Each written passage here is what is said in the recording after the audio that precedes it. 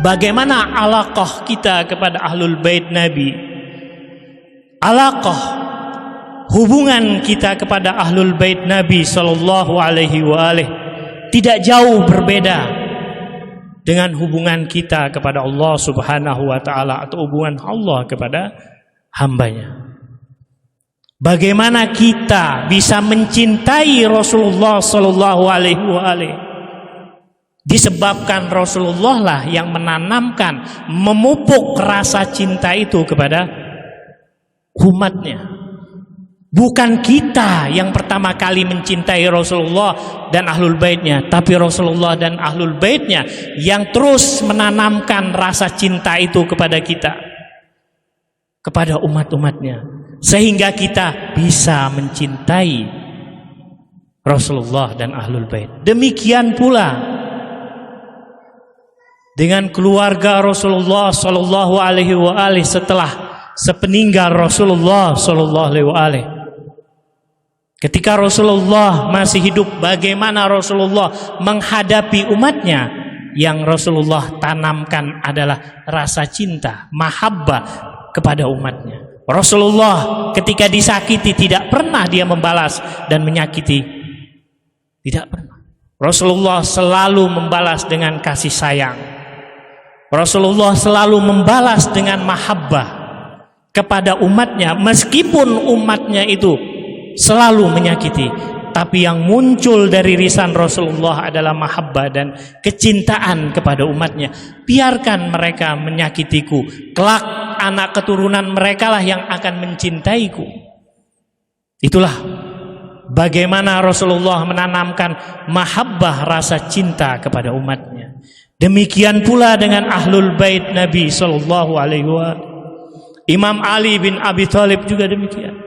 Sayyidah Fatimah Zahra, Al-Hasan wal Husain, semua menerapkan apa yang telah diterapkan oleh Rasulullah sallallahu alaihi wasallam. Rasulullah adalah qudwah hasanah. Laqad kana lakum fi Rasulillahi uswatun hasanah. Itu yang pertama ditanamkan di setiap lubuk hati umatnya, sehingga muncul rasa cinta, mahabbah kepada Rasulullah dan ahlul baitnya. Ikhwan dan akhwat sekalian yang dimuliakan oleh Allah Subhanahu wa taala.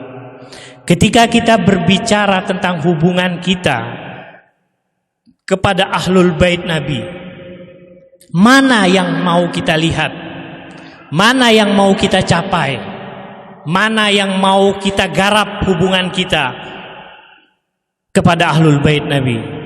Kita mengetahui kedudukan ahlul bait Nabi itu tidak mungkin bisa dicapai oleh manusia manapun.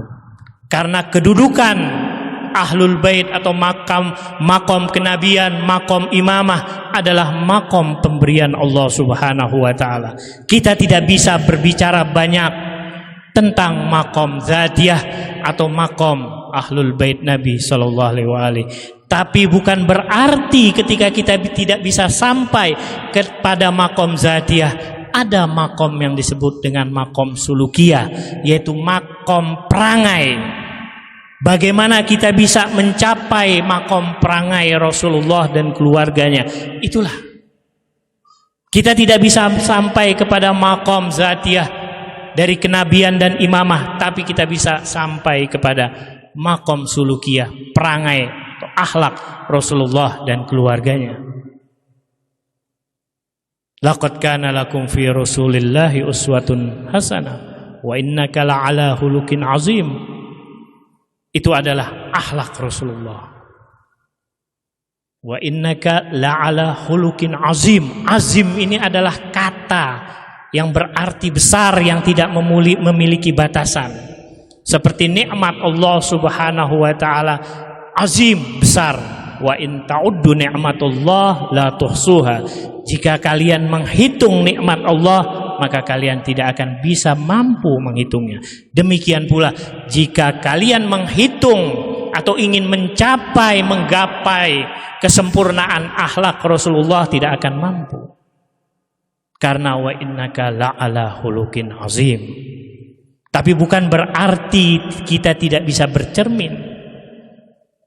kita mampu untuk bercermin dengan akhlaknya Rasulullah, dengan akhlaknya Ahlul Bait Nabi sallallahu alaihi wa alihi. Dari mana kita bisa mengetahui akhlak atau akhlak perangai dari Rasulullah dan Ahlul Baitnya? Dari kedudukan mereka. Mereka, kalau kita lihat hadis-hadis yang banyak mengatakan bahwa percakapan antara Imam Ali dan Sayyidah Fatimah yang membanggakan keduanya. Imam Ali membanggakan dirinya dekat dengan Rasulullah, Sayyidah Fatimah membanggakan dirinya karena putri Rasulullah. Itu sering kita lihat hadis-hadis seperti itu, mufakharah, saling membanggakan. Itu adalah makom-makom dari zatiyah, yang makom itu tidak mungkin bisa kita gapai. Kalau kita lihat sejarah Nabi dahulu seperti Nabi Sulaiman. Nabi Sulaiman itu bisa berbicara dengan hewan, dengan burung, bisa menundukkan angin. Itu adalah makom zatiyah, yang makom itu tidak bisa kita capai. Sayyidah Maryam, bagaimana Sayyidah Maryam melahirkan dari Nabi Allah Isa, itu adalah makom zatiyah yang tidak bisa atau tidak diberikan oleh Allah kepada orang manapun, manusia manapun. Itu adalah makom zatiyah. Itu adalah makom-makom yang tidak bisa kita gapai, tapi dengan makom sulukiyah atau dengan makom zatiyah ini kita bisa bercermin, menanamkan bagaimana hubungan kita kepada Ahlul Bait Nabi sallallahu alaihi wa